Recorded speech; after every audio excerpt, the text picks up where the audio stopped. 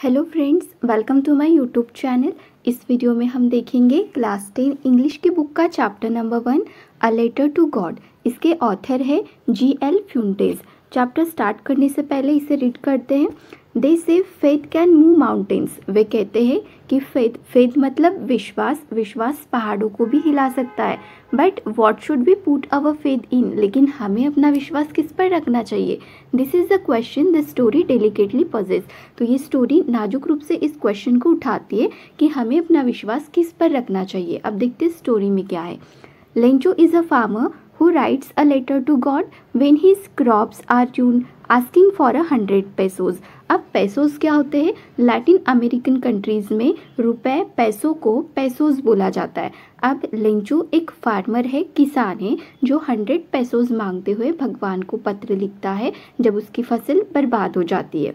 Does Lencho's letter reach God. क्या Lencho का letter भगवान तक पहुंचता है? क्योंकि देखो लेंचो किसे लेटर लिख रहा है? भगवान को। इसीलिए यहाँ पे क्वेश्चन किया है कि लेंचो का लेटर भगवान तक पहुंचता होगा। Does God send him the money. क्या भगवान उसे पैसे भेजते हैं? Think what your answers to this question would be and guess how the story continues before you begin to read it. तो आपको जस्ट सोचना है कि इन क्वेश्चंस के आंसर्स क्या हो सकते हैं और गेस करना है कि आगे स्टोरी कैसे कंटिन्यू रहती है। अब देखते हैं स्टोरी क्या है।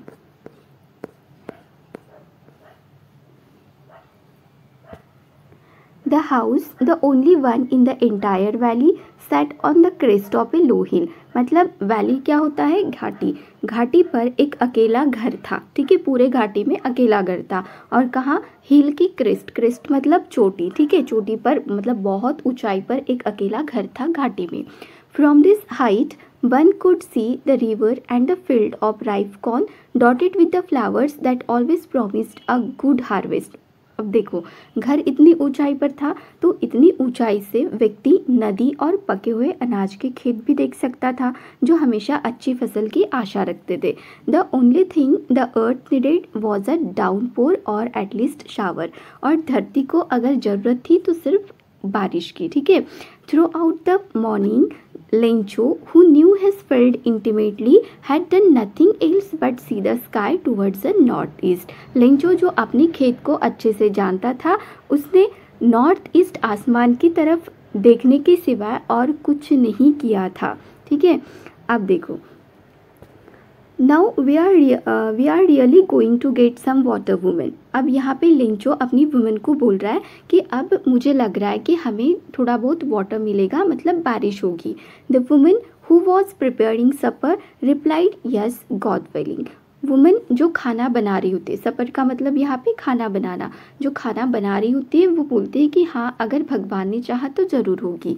The older boys were working in the field. जो लेंचो के बड़े बेटे हैं वो लेंचो का हाथ बटाते खेती के कामों में। While the smaller ones were playing near the house until the women call to them all come for dinner. और जो छोटे बच्चे हैं वो घर के पास खेल रहे थे और जब वो वुमेन महिला उनको बुलाती खाना खाने के लिए। It was during the meal that just as Lencho had predicted big drops of rain began to fall. तो जैसा कि लेंचो ने प्रेडिक्ट किया था, भविष्यवाणी की थी कि लगता है बारिश होगी, तो बिल्कुल वैसे होता है जब वो खाना खा रहे होते हैं तो बारिश होना स्टार्ट हो जाती है। In the north east huge mountains of cloud could be seen approaching. North east में ऐसा लगता है कि बड़े बड़े पहाड़ के साइज के क्लाउड्स, बादल जो है वो आ रहे हैं। द एयर वॉज फ्रेश, हवा में ताजगी थी। एंड स्वीट मतलब हवा सुहानी थी। The man went out for no other reason than to have the pleasure of feeling the rain on his body. वो जो मैन है लेंचो, वो बाहर जाता है और कोई रीज़न नहीं रहता उसके बाहर जाने का, बस वो क्या करना चाहता है, जो बारिश हो रही है ना, जो रेन ड्रॉप्स नीचे गिर रहे हैं उनको वो अपनी बॉडी पे फील करना चाहता है। And when he return he exclaimed this aren't rain drops falling from the sky. और जैसे वो वापस आता है वो चिल्लाने लगता है कि ये जो आसमान से नीचे गिर रहे हैं ना रेन ड्रॉप्स, ये बारिश की बूंदें नहीं है, ये क्या है? They are new coins. ये तो नए सिक्के हैं। The big drops are 10 cent pieces and the little ones are 5। ये जो बड़ी बूंदें हैं ये क्या है? 10 मतलब 10 के सिक्के हैं और जो छोटे छोटे ड्रॉप्स है वो 5 के सिक्के हैं। With a satisfied expression, he regarded the field of ripe corn with its flowers draped in a curtain of rain. अब यहाँ पे सेटिस्फाइड एक्सप्रेशन क्यों बोला है, क्योंकि बारिश की उसे ज़रूरत थी और बारिश हो रही थी, तो इसलिए यहाँ पे उसका जो एक्सप्रेशन था वो बड़ा ही सेटिस्फाइड था। और वो क्या बोल रहा था कि उसका जो भी राइप कॉर्न की फील्ड है ना वो कैसी दिख रही है, जैसे कि बारिश ने क्या कर रखा है, चादर ओढ़ रखी है पूरे खेत पर। But suddenly a strong wind began to blow and along with the rain very large hailstones began to fall. फिर अचानक से क्या होता है, बहुत तेज हवा चलने लगती है, ठीक है, और हवा के साथ साथ बड़े बड़े हेलस्टोन्स भी गिरने लगते हैं। हेलस्टोन्स मतलब क्या होता है, ओले, ठीक है, बारिश भी हो रही है, ओले भी गिर रहे हैं। This truly did resemble new silver coins, और ये ओले कैसे दिख रहे हैं, बिल्कुल न्यू सिल्वर कॉइन्स की तरह। The boys exposing themselves to the rain ran out to collect the frozen pearls. अब जो छोटे बच्चे हैं उनको तो कोई फ़र्क नहीं पड़ रहा है, उनको बड़ा मज़ा आ रहा है, मतलब ये जो ओले गिर रहे हैं उनको देखकर ही मतलब जैसे कि न्यू सिल्वर कॉइन्स हो, ऐसे वो चमक रहे थे। तो बच्चे क्या कर रहे हैं, बाहर जा रहे हैं इन सभी ओले को इकट्ठा करने के लिए। It's really getting bad now exclaim the man. अब वो जो मैन है लेंचो, वो क्या बोल रहा है कि अब ये सच में बहुत बुरा हो रहा है, क्योंकि बारिश हो रही थी, अच्छा था, बारिश तो होनी चाहिए थी, बट ये ओले गिर रहे, अब क्या होगा, उसकी जो भी फसल है वो ख़राब हो जाएगी। इसलिए यहाँ पे मैन एक्सप्लेन कर रहा है कि अब ये बहुत बुरा हो रहा है। I hope it passes quickly. अब लेंचो को लग रहा है कि ये जल्दी से जल्दी बंद हो जाएगा, but it did not pass quickly. लेकिन ये जल्दी बंद नहीं होता, ओले गिरते रहते। For an hour the hail rained on the house, the garden, the hillside, the cornfield, on the whole valley. लेकिन एक घंटे तक ओले मकान, बाग, पहाड़ी, अनाज के खेत और पूरी घाटी पर बरसते रहे। पूरा खेत जो था वो कैसे दिख रहा था, देखो, the hills, okay, the field was white as if covered with salt. और पूरा खेत कैसे दिख रहा था, मतलब सफ़ेद हो गया था और ऐसा लग रहा था कि पूरे खेत पर जो है साल्ट मतलब नमक बिखरा हुआ है, ठीक है। Not a leaf remained on the trees and the corn was totally destroyed. मतलब एक भी पेड़ पर एक पत्ता तक नहीं बचा था, सभी लीफ जो थे वो झड़ गए थे। The corn was totally destroyed, और जो कॉर्न की मतलब खेती थी ना, तो कॉर्न भी सब कुछ क्या हो गए थे, डिस्ट्रॉयड हो गए थे।